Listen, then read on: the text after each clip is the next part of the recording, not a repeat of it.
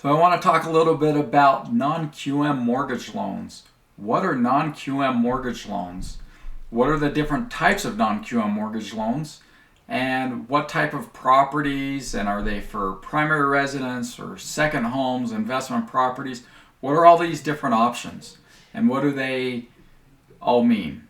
So a non-QM mortgage loan is a mortgage loan that is not a conventional loan and it's not a government insured loans such as FHA, VA, USDA. So Fannie Mae, Freddie Mac have their set of guidelines.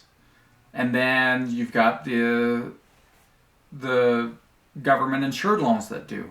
So any mortgage that falls outside of those, there are what's called non-QM. So there's qualified mortgage and non-qualified mortgage. Qualified mortgage is your conventional, and then your government insured products.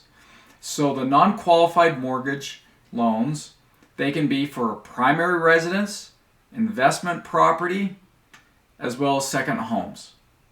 So those are your three different types as far as when you're buying a house. If it's either for your primary residence, being the house that you live in every day, or a majority of the year for the few people that travel a whole lot, 51% of the calendar year or greater is your primary residence. Second home being a property that's in either a resort community or greater than typically 100 miles of your current home, unless it's a resort community. And then an investment property for rental purposes. And rental purposes can be for a long-term lease or nightly rentals. Long-term lease is typically 3 months or greater, and nightly rentals is anything under 3 months or less. So what are the different types of non-QM loans you have outside of primary residence, second home, investment properties? So you have bank statement loans. So investors, so you have a lot of self-employed business owners that they have their CPA will write a lot of their deductions off on their tax returns. This is great when you go to file your tax returns for a business owner, because their whole goal is they have all these expenses listed on their tax return that they want to claim all these expenses as deductions to zero out their bottom line. Well, this is a double-edged sword. It may be good for your tax returns to minimize how much you're paying in taxes because you've got all these legitimate expenses. And so when someone has an audit, they need to be able to verify that these expenses truly are real expenses, not just made up numbers on a tax return. But where it's a double-edged sword, where it can be a real whammy that hits them upside the head, is when they go to get mortgage financing. Your bottom line for your net income, both on your personal tax return as well as your business tax return, no matter what type of business and schedules that you file, if your net income is too low, you're not going to qualify for a mortgage. So how do you get around this for a self-employed person?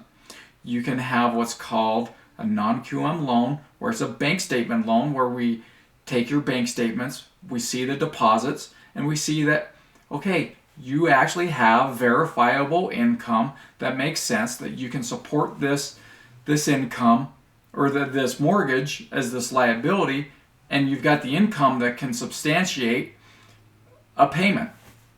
And so you've got a business bank account or a personal bank account where we can verify this through bank statements.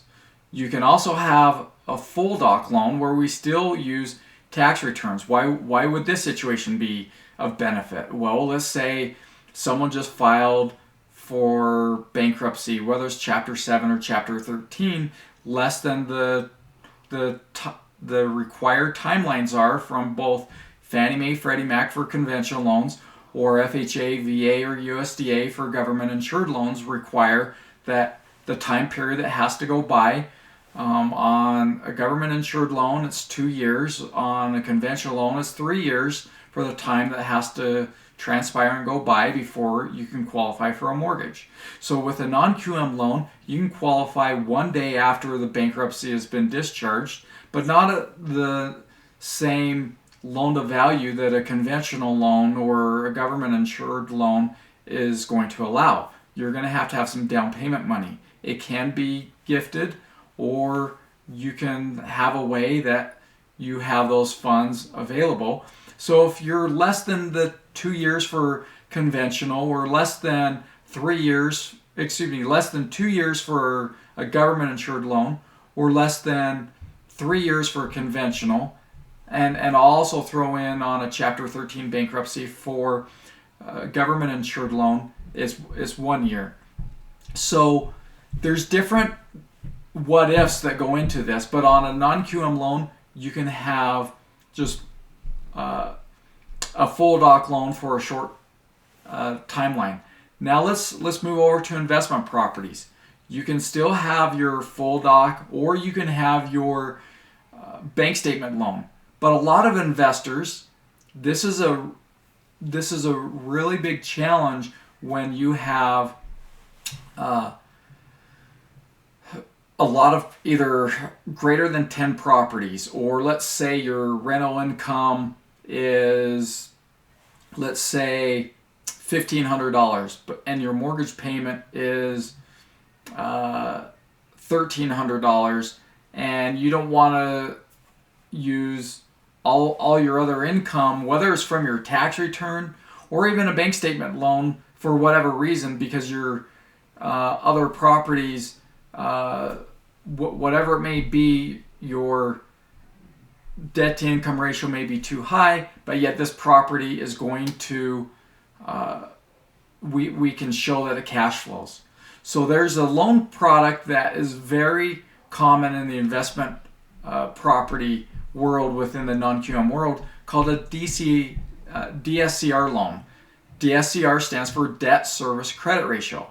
So for an investment property, you can be able to get a non-QM loan where the property, as long as it cash flows at equal to or greater than whatever your monthly mortgage payment is, and there are exceptions to the rule that you can have a property not cash flow as long as you have some compensating factors, such as extra cash in the bank, bigger down payment, different benefits that's going to show that you as a borrower, that you're strong and you can make those payments to help cover the difference outside of what the property can cash flow on its own. So there are different pros and cons. There's more than just one lender. For investment properties that are DSCR loans also have a prepayment penalty. Is this common? Yes, it is. It's standard for every DSCR loan. The standard time of a prepayment penalty on a DSCR loan is typically anywhere from 3 to 5 years. Most lenders are 5 years, a couple or 3 years, and you can buy that time period down from a 5 year down to either 4, 3, 2, 1, or even a no prepayment penalty. How do you do this? With points. You buy it down. There's a cost based on the length of time you want to shorten that standard, whether it's 3 or 5 year time period.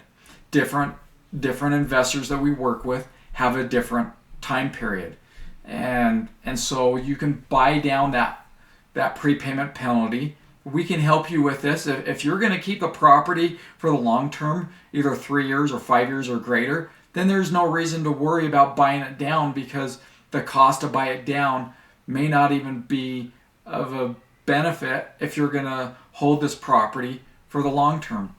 So if you're looking to buy a property and you just want to go based on the cash flow of this property, this is a great option. It's a great alternative to not having to worry about your tax returns or all the financial documentation that whether it's a conventional loan or even having to worry about a hard money loan. Going to a hard money investor, you're going to be paying higher fees.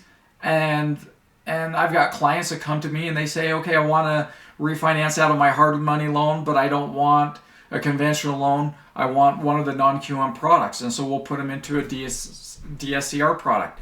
The time period that we can get a DSCR loan put in place from start to finish, from the time that we do the application to closing, is typically 3.5 weeks. Some cases it can be 2 weeks, but it all depends on a couple factors.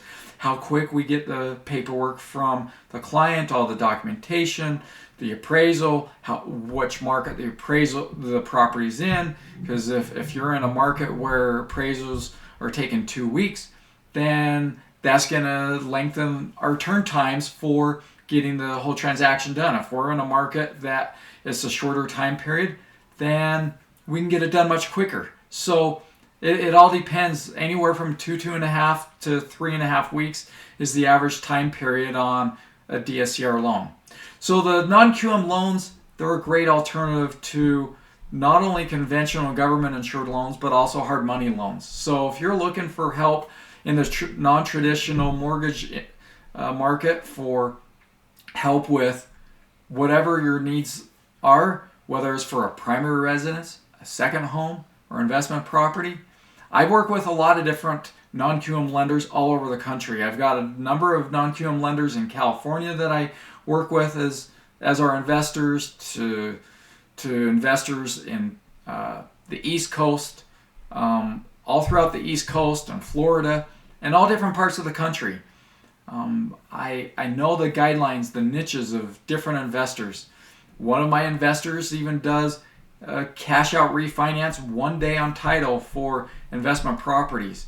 This is a special niche just for one investor in the country, where all other investors require 6 months on title. So it just depends what you're looking for, what your situation, your scenario is, your credit score, your down payment.